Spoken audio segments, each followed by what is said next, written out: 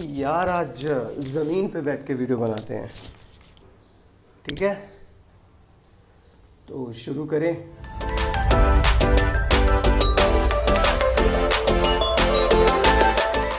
Welcome to vision MBA and this is your faculty Ashish. मैंने सोचा आज का ये वीडियो ज़मीन पे बैठ के बनाया जाए, एकदम आराम से रिलैक्स होके। और आज हम बहुत ही इम्पोर्टेंट बात करेंगे, और ये बात उन लोगों के लिए बहुत ज़्यादा इम्पोर्टेंट है जो first time MBA entrance examination की तैयारी कर रहे हैं, लेकिन उनसे ज़्यादा उनके लिए भी इम्पोर्टेंट है जो ऑलरेडी एग्ज़ाम दे चुके हैं। कल CMAT एग्ज़ामिनेशन हुआ, आगे CET होगा, और पहले कई सारे एग्ज़ामिनेशंस हुए हैं। हम सबकी दिक्कत ये है, मैं बात कर रहा हूँ पहले उन लोगों की जो एग्ज़ाम दे चुके हैं, जिनको पता है हम अपनी गलतियों से नहीं सीखते। We do not learn from our mistakes. So you please don't be that. If you know that okay ये करने से मेरी गलती हुई है और कुछ ऐसा करूँगा तो सही हो जाएगा, जो भी है, सो मेक श्योर दैट कि आप वो गलती ना करें, आप वो दोहराएं ना गलती। You need to ask yourself where you went wrong, क्या गड़बड़ हो गई, कहाँ गड़बड़ हो गई। और अगर आप कोई ऐसे हैं जो फर्स्ट टाइम एग्जामिनेशन देने वाले हैं, तो आप दूसरों की बातें सुनकर, दूसरों के एक्सपीरियंसेस को जज कर अपना आउटलुक एग्ज़ाम को लेके नहीं बनाओगे। मेरे कई सारे फ्रेंड्स हैं जो IAS की तैयारी कर रहे हैं, मेरे कई सारे फ्रेंड्स हैं जो UPSC IAS और कई सारे अदर एग्जामिनेशंस की तैयारी कर रहे हैं, और उनमें से कई लोग सक्सेसफुल होते हैं, कई नहीं होते। सवाल ये नहीं होता कि कौन सक्सेसफुल हुआ, कौन अनसक्सेसफुल हुआ। बात ये है कि उन लोगों को देखकर बाकी जो लोग होते हैं, उनके रिजल्ट को देखकर जो बाकी जो लोग होते हैं, वो अपनी आउटलुक बनाने लगते हैं, खुद को डाउट करने लगते हैं, अपने कैलिबर पे शक करने लगते हैं। I don't want you guys to be like that. And मैं एक और बात ये बोलना चाहता हूँ कि चीज़ें सिंपल रखो, ठीक है? पता करो कि किस टाइप का सिलेबस है, स्लोली पढ़ो, आराम से पढ़ो। और trust me, MBA entrance examination कोई IAS का एग्जाम नहीं है कि बहुत ज़्यादा पढ़ना है। दिन में अगर आप 1 घंटा भी रेगुलरली डेडिकेटेडली इस चीज़ को देते हो, तो आराम से कोई सा भी एग्जामिनेशन आप अच्छा स्कोर करोगे, इंक्लूडिंग CAT। प्रॉब्लम ये है कि लोग कंसिस्टेंट नहीं रहते। अगर आप में से कोई एक ऐसा कोई स्टूडेंट है जो कंसिस्टेंट रह सकता है और फोकस रह सकता है सिर्फ वो दिन में 1 घंटे के लिए, कोई ऐसा एग्जामिनेशन नहीं है जो आप अच्छे से स्कोर नहीं कर सकते। MBA एंट्रेंस एग्जाम की बात कर रहा हूँ मैं, because of course that's what I teach at vision MBA.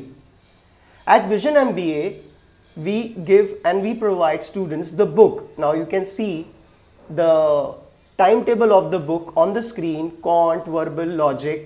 और चीज़ें हम लोग सिंपल रखते हैं, we do not complicate it. Unfortunately, coaching classes का काम ये था कि वो चीज़ें आसान करें, बट चीज़ें आसान करने के चक्कर में चीज़ें बहुत ज़्यादा कॉम्प्लिकेटेड कर दी हैं।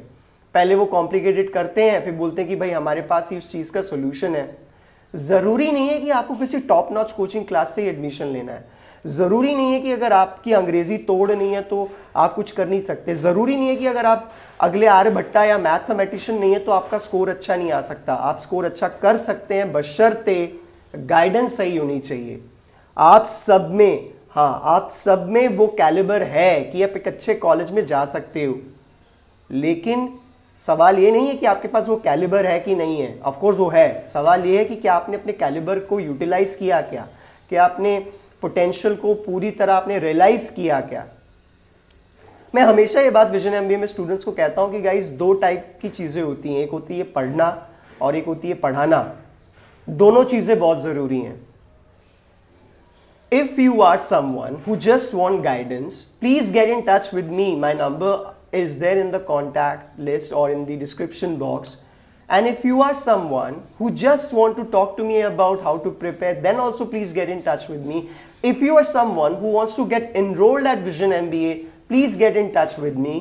और वैसे भी हम लोग 100-200 जनों को इकट्ठा नहीं पढ़ाते, आराम से 15-20, 10-15 बच्चों का एक बैच रहता है, whether it's online or offline, and we teach that way.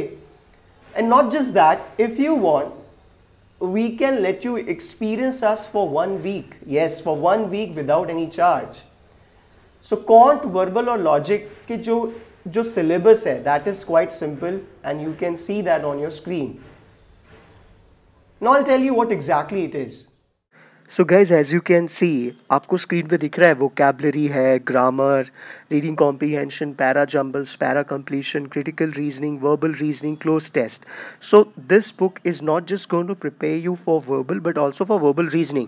और सिमिलर टाइप के सिंपल, डिफ़िकल्ट, मीडियोकर टाइप के क्वेश्चंस हैं, ताकि बराबर एक्सरसाइज हो, ज़्यादा प्रैक्टिस हो, और उसके बाद स्टूडेंट स्लोली ऑनलाइन जाए. कीप थिंग सिंपल, ज़्यादा दिमाग लगाने की ज़रूरत नहीं है. अब हम बात करते हैं लॉजिकल रीजनिंग की. As you can see, series, missing value and figure, analogy, odd one out, coding, decoding, birth relation, direction, ranking test, cubes and dices, हर टाइप के क्वेश्चन के सफिशिएंट क्वेश्चंस हैं. Logical Venn diagram, syllogism, mathematical operations and inequalities, counting in figure, logical reasoning, non verbal reasoning, answer की detail solution.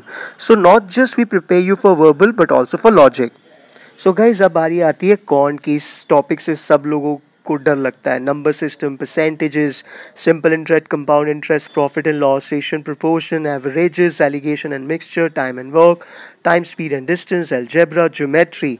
Guys subject करो, लेकिन उतना ही जितना उसकी वैल्यू है एग्जामिनेशन में, depending upon different examination. So you need to keep in mind that thing also. But then ये कहानी यहाँ पे ख़त्म नहीं होती. Now you got geometry, mensuration, coordinate geometry, trigonometry, permutation and combination, probability, set theory, data sufficiency, data interpretation, and of course answer की है और डिटेल सॉल्यूशन है. मैंने सोचा मैं आपको सभी बुक्स का इंडेक्स दिखाऊं. Now guys, this much syllabus is sufficient for you to get prepared nicely, comfortably for all the entrance exams. Of course CAT के लिए हम आपको अलग से पर्सनल नोट्स देंगे. सो आई होप आपने सब समझा होगा कि किस टाइप का सिलेबस है, क्या है, और इस वीडियो ने थोड़ा बहुत तो क्लैरिटी दी होगी. If there is any doubt, any concern, you guys can get in touch with me and my team. And yeah, keep things simple. Thank you guys.